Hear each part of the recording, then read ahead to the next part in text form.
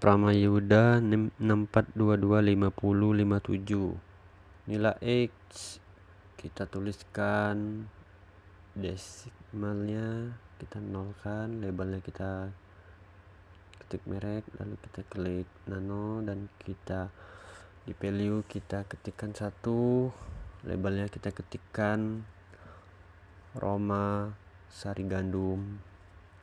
Lalu yang kedua, value nya kita ketikkan 2, labelnya kita ketik Roma Biskuit Kelapa. Tekan klik end. Yang ketiga, Roma Mari Susu. Yang keempat, labelnya kita ketikkan Roma Waper. Yang kelima, labelnya kita ketikkan Roma Cokis.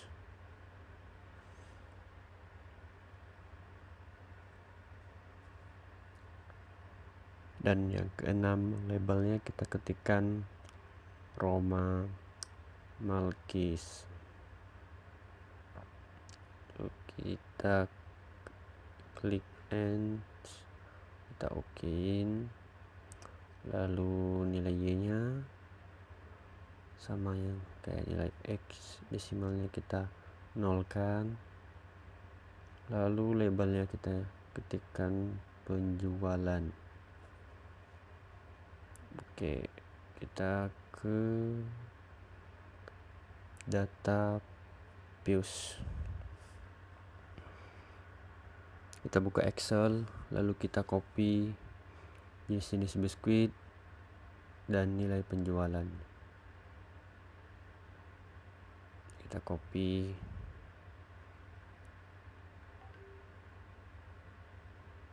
lalu kita buka aplikasi SPSS nya dan kita pastekan.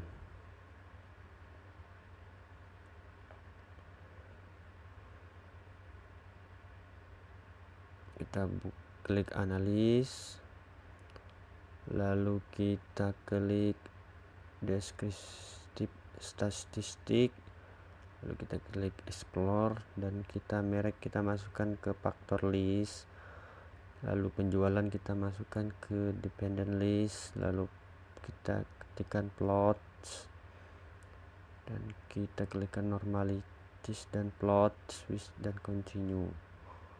Oke.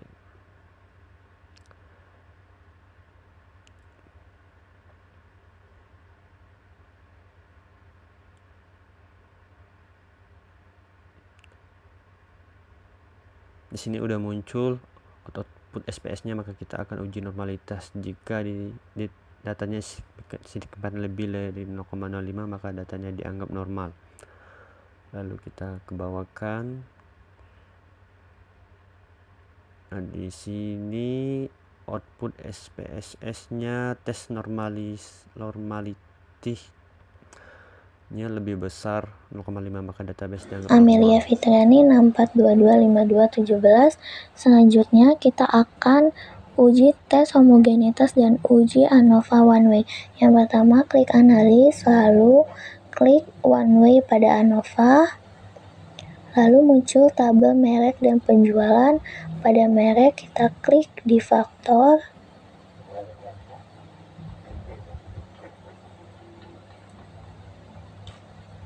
lalu penjualan klik dependent list, lalu post hoc dan centang pada 2K,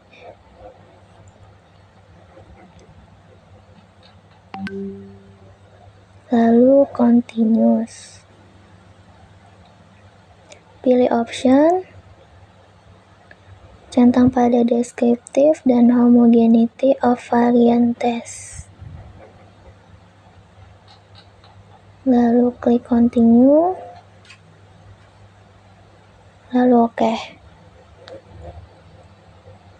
Nah, di sini muncul tabel deskriptif dan test of homogeneity of variance, yaitu Roma Sari Gandum dengan nilai 9,50 yang paling besar. Kasus Anova 2 menggunakan rumus. Ini sebuah mahasiswa ingin meneliti PT Mayora untuk mengetahui berapa rata-rata penjualan merek biskuit dalam 10 minggu. Di datanya per minggu ada 10 hasil penjualannya dalam Roma Sari Kandung, Roma Biskuit Kelapa, Roma Made Susu, Roma Wafer, Roma Cookies, dan Roma Malkis. Yang kita ambil adalah tarif 5% dan uji apakah ada peningkatan penjualan dalam 10 minggu. Yang pertama, kita ambil hipotesis H0 rata-rata tingkat kecocokan penjualan biskuit di tiap-tiap minggunya sama. H1-nya rata-rata tingkat kecocokan penjualan biskuit di tiap-tiap minggunya tidak sama. Yang kita ambil tarif A-nya 0,5, derajat bebasnya V1 baris dikurang 1 sama dengan 5 karena barisnya ada 6 dikurang 1 5. V2 kolom dikurang 1 dikali baris kurang 1. Kolomnya ada 10 dikurang 1 9 dan di sini barisnya ada 5. Jadi 9 kali 5 45. Daerah kritisnya di sini adalah 0,5 terus barisnya ada 5 ini 45 242. H0 diterima jika F hitung lebih kecil dari F tabel. H1 diterima jika F hitung lebih besar dari F tabel. Ini JKT, totalnya ada 981184. Ini JKB, ini hasil perhitungan JKK, ini JKG.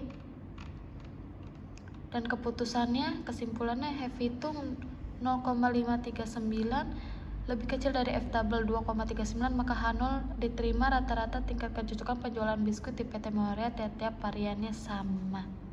Jadi untuk text of between subject effect itu nilai jika nilai signifikasinya lebih besar maka ada perbedaan nilai hasil kepuasan pelanggan berdasarkan variabel faktor. Jika nilai signifikasi lebih besar dari 0,5 maka ada perbedaan nilai hasil kepuasan pelanggan berdasarkan variabel faktor.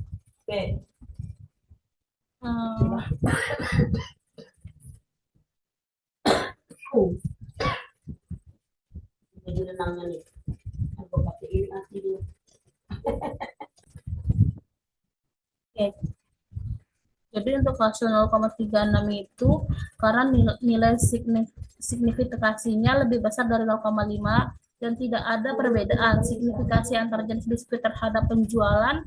Artinya meskipun ada berbagai jenis biskuit, mereka tidak mempengaruhi penjualan secara signifikan. Terus untuk hasil 0,461 itu menunjukkan bahwa tidak ada interaksi signifikan antara kelompok dan jenis biskuit terhadap penjualan. Artinya itu pengaruh kelompok biskuit tidak tergantung pada jenis biskuit dan sebaliknya.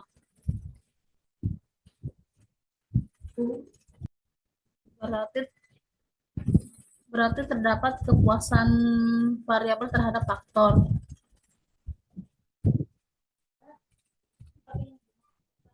Jadi untuk kesimpulannya nilai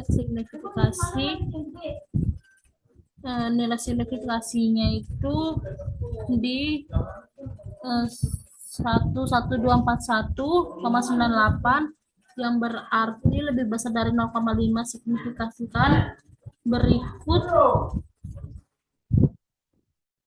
Berikut di 13343 yang tidak ada perbedaan signifikasi antar jenis biskuit terhadap penjualan, yang artinya itu meskipun ada berbagai jenis biskuit, mereka tidak mempengaruhi penjualan secara signifikan.